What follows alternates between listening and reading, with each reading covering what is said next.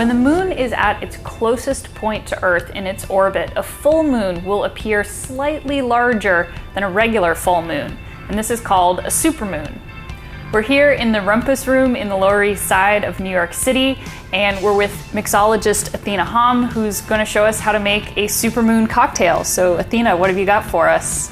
So we're basically going to make a coconut margarita, and it's going to be super white, and it's going to be in a large round rim. Just like the supermoon. Exactly.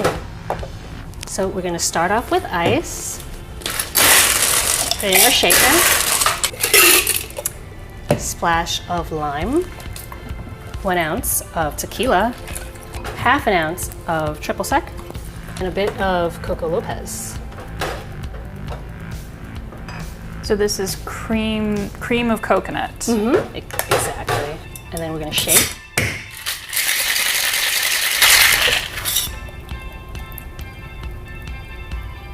And what you want is a very foamy and white cocktail.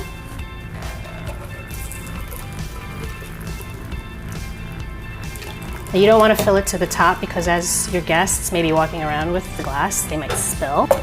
And then we're going to garnish with some raw coconut flakes. And that's it, very simple. That looks wonderful, and I guess it kind of looks like the surface of the moon with the ice and the foam up here. All right, but most importantly,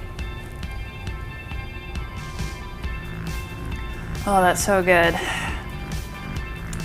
This is definitely my favorite. From the Rumpus Room in the Lower East Side of New York City, where we are drinking supermoon cocktails with mixologist Athena Hom, I'm Callie Cofield for Space.com. Space.com.